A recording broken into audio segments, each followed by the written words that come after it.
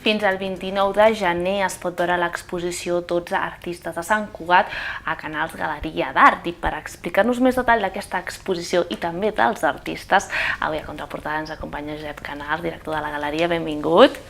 Gràcies. Què podrem veure en aquesta exposició, Josep?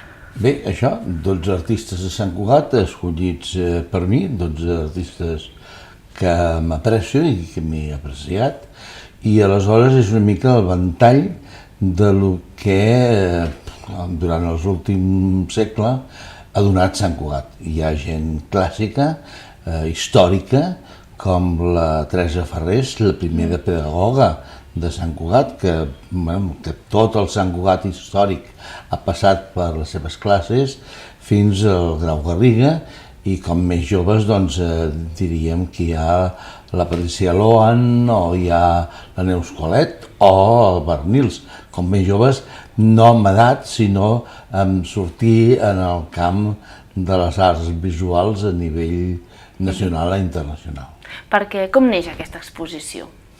L'exposició neix perquè la Galeria Canals sempre ha tingut la voluntat de ser fidel, com qualsevol galeria que hi ha a París, a Londres, a Berlín, a Madrid, a on sigui, fidel a la realitat del seu entorn. L'entorn nostre, que a vegades els nostres polítics no ho volen creure, ni s'ho creuen, no només el que mana, sinó els que viuen aquí, perquè hi ha qui porta 30 anys vivint aquí, hi ha qui porta 40. A veure, Sant Cugat és un punt dintre les arts gràcies a l'Escola Catalana de Tapís. Aquí, gràcies a aquesta escola, es va transformar el món del tapís, però també van fer que vinguessin gent com el Miró, com el Tàpies, gent que són cabdals dintre de l'art contemporani europeu. I a part d'aquests, hem tingut a partir d'aquí tot un ventall de gent que ha anat agafant el nostre entorn, no només per fer poesia, dansa o teatre o imatge, com feu vosaltres, sinó que també les arts visuals. I aleshores a mi m'ha semblat que és un bon moment d'agafar alguns d'aquests artistes que han passat per la galeria, tornar-los a posar d'actualitat, de dir, escolteu, aquí va haver-hi una primera pedagoga que va ser la Teresa Farrés. Teresa Farrés va ensenyar no només a molts artistes, dels que hi ha avui, el Pep Codó, molta gent coneguda de la ciutat, sinó que molts nens en els anys 50 i 60 van començar, i nens i nenes, van començar a passar per les classes del casal parroquial a fer els seus primers dibuixets. I aleshores a casa et deien, vinga, vés al casal a anar a dibuixar. I llavors van aprendre a agafar el llapis. Però agafar el llapis i llavors a partir d'aquí ella va ser aquesta gran pedagoga que et va donar el gust per les arts. Les arts formen part de la història de la humanitat, això està claríssim. La prova la tenim en el nostre monestir, un claustre romànic meravellós. Mira, aquí tenim... Amb arquitectura... Parlàvem de Teresa Farrés, ha sortit una de les seves obres, que podem veure en aquesta exposició. Exacte. Aleshores, bé, aquesta és una realitat de la que hem tingut a Sant Cugat, però és que llavors tenim el Grau Garriga, nascut aquí, el més gran artista internacional, que té un ventall enorme a nivell europeu i que en canvi aquí encara no el sabem apreciar. Si et sembla, mira, doncs comencem a parlar d'ell, d'acord? Com has dit, és un artista internacional conegudíssim, però potser a casa seva, coses de la vida, no se'l coneix tant. Què podrem veure d'ell en aquesta exposició? Bé, en aquesta exposició hi podem veure dibuixos i una pintura. Dibuixos perquè ell, aquí ara se'n veu un d'un cel gris, bé, ell ha sigut dibuixant, ha sigut gravador, s'ha dedicat al món del tapís, però també ha sigut pedagog. Per exemple, quan estàvem parlant de la pedagogia, després de Teresa Farrés en el casal parroquial, també ell ensenyava classes allà. I llavors aquí a Sant Cugat tenim el Sant Crist, l'ermita del Sant Crist amb pintures murals fetes per ell. Aleshores, esclar, tenim el seu bagatge, el seu caminar per la ciutat de Sant Cugat i és molt present. Llavors, ja que esteu parlant de Grau Garriga, jo voldria fer una llança amb ell. Mireu, el Grau Garriga va tindre un projecte important, que l'Escola Catalana de Tapís fos reconeguda a través d'una altra vegada un ensenyament, etc. I això es va fer a l'època de l'alcalde Aimeric. El següent alcalde va considerar que allò no tenia que ser així, va canviar el projecte i ara l'alcaldessa ha canviat de nou aquest projecte i amb una masia del centre de Sant Cugat se'n vol fer el centre Grau Garriga. Però esclar, fer un centre Grau Garriga no estem parlant de Madrid. A Madrid, el Triangle de Madrid és el Museu del Prado, la Thyssen és el Museu Nacional. Bé, la Thyssen aquí a Catalunya té un bon centre a Madrid, i això a mi em posa neguitós perquè, escolteu, el món de l'art no és com el teatre o la dansa o els castellers, que s'omple de gent, sinó hi ha una actitud del món cultural que apropa la gent a aquella ciutat. Per exemple, tenim el romànic nosaltres. Sí. El romànic s'estén al voltant del Pirineu, però també s'estén a la nostra ciutat. I molta gent ve a veure el claustre romànic. És un dels claustres romànics més esplèndids que tenim dintre de l'art romànic a tot l'estat espanyol. Bé, doncs, amb el Grau Garriga, en aquest cas, per molt que es faci aquest edifici nou dedicat a ell, pot ser un edifici que al principi hi vagi gent, però després quedi buit, com ha passat una mica amb l'escola de Tapís, amb el cas Aimat, en aquells moments. Bé, això és perquè les polítiques culturals no s'han fet pensant en els grans prohoms que tenim disposats a col·laborar en aquest país. Aquests dies és notícia al Conca, dient que hem perdut molt pes, en aquest cas a nivell artístic, i que hem de donar-li un tom. Doncs aquest tom és que en petits indrets se li ha de donar aquest tom. A part de creure en els artistes, hem de creure en que hi ha un públic juvenil, hi ha una gent de tercera edat, hi ha un turisme cultural que podem apropar.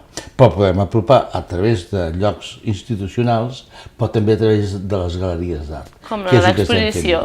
Anem a un altre, si et sembla. Anem a un altre conegut a més en aquesta casa, que és el Sergi Bernils, que també ha vingut aquí contraportada més d'una vegada.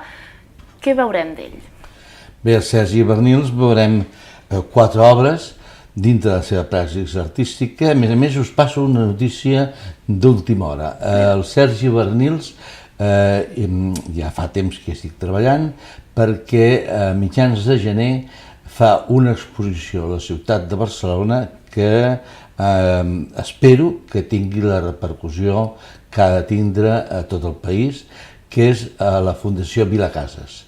La Fundació Vilacases és una fundació privada, una fundació que hem aconseguit que es fes aquesta exposició, i a part d'això és molt conegut ell per Itàlia i per al reste d'Europa. Aleshores, aquí se'l té com un artista més, però no se li acaba de donar el seu pes, fora de que inclús ara vosaltres amb l'aniversari heu aconseguit que algú s'emporti un petit detallet dintre la revista d'aquest artista nostre. Hi ha gent que l'apreciem. I hem visitat el seu taller, també, que té a Sant Cugat. I Televisió Sant Cugat va fer un dels reportatges més macos fa anys en el seu taller veient-lo treballar i tal. Això és positiu, perquè això és el que queda de cara a la història i demostra qui és, perquè estem parlant d'una persona que ja té 60 anys, però al mateix temps té una creativitat enorme, que ara ja ha fet escultura, que ha fet pintura, que ha fet dibuix, que ha fet gravat, que bé, té un bagatge important. I aquest bagatge és molt més important fora de la nostra ciutat que la nostra ciutat. Bé, totes aquestes coses les hem de canviar. Això passa, Josep? Perquè amb el Grau Garriga passa el mateix, Sergi Bernils passa el mateix... Doncs escolteu, aquí l'administració li diré que faci una mica menys de teatre, però que, sisplau, i una mica menys de música, però que es cuidi una mica més de les arts visuals. Catalunya és un punt de llançament important a nivell internacional de l'art, començant dels grans artistes que hem tingut. És un lloc que tenim museus, tenim centres importants, doncs escolteu Sant Cugat, que estem a 2 passos de la plaça de Catalunya, i hauríem d'aconseguir que les galeries tinguessin un bagatge enorme, no només uns passavolants que és que et passen a veure l'exposició, sinó col·leccionistes que tinguessin petites col·leccions, com a la Fundació Vilacases, una fundació privada.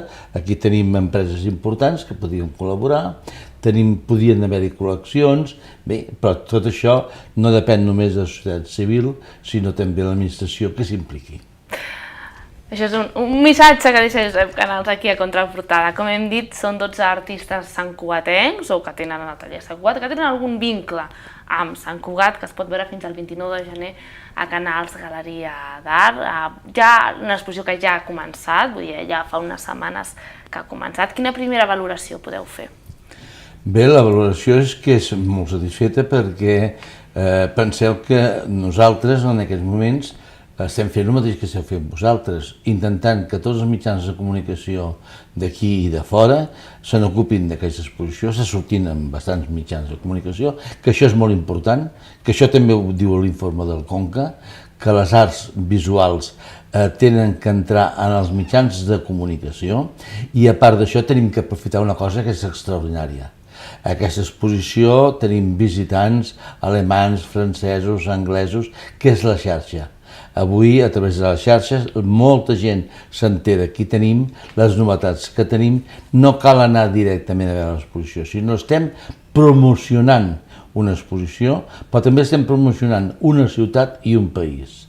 Aleshores, nosaltres tenim l'exposició oberta, però també tenim tot el ventall que dona de possibilitats avui les modernes tecnologies, com en aquest cas, per exemple, aquest reportatge vosaltres el pengeu a la xarxa i està penjat de seguida, però nosaltres també el pengem a la xarxa.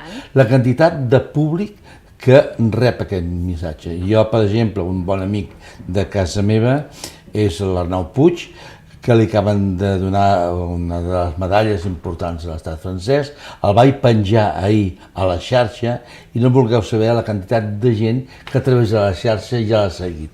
Bé, això és important, que aprofitem totes les noves tecnologies i aprofitem tot el que ens pugui ajudar l'administració central i l'administració de l'estat espanyol i l'europea, per projectar els nostres artistes europeus, perquè som Europa, a nivell exterior. I aquí estem fent una exposició molt local, però al mateix temps molt universal. Sí, perquè a més molts dels artistes, lògicament no ens dona temps ara a desglossar-los als 12, però molts d'ells tenen una trajectòria internacional, com ja també hem dit, que és impressionant. Per exemple, he ficat l'exemple de Sergi Bernins, que a Itàlia és conegut, i aquí, curiosament, a Sant Cugat potser no tant. Per tant, és una molt bona manera de conèixer aquests 12 artistes que tenen un vincle amb Sant Cugat, conèixer bé la seva obra i conèixer bé les seves trajectòries. Es pot fer en aquesta exposició que diem que és fins al 29 de gener del 2017. Josep, se'ns acaba el temps d'aquesta entrevista. Sé que podríem estar molt més estona. Ja saps que parlant d'art podríem estar al rato que volguéssiu, però com que vosaltres sou imatge i sabeu que la imatge també té el seu temps controlat, vull dir, jo agraïu-vos, com sempre, el suport que ens esteu donant, i ja sabeu que també em teniu al vostre costat per intentar que la imatge visual de les arts plàstiques s'enllaci amb aquesta imatge tecnològica que són la imatge del vídeo, que en aquests moments hi ha molta gent que a través de vídeo i de la imatge televisiva està fent també projecció. Nosaltres arribem aquí al Contraportada d'avui. Moltes gràcies i fins la propera.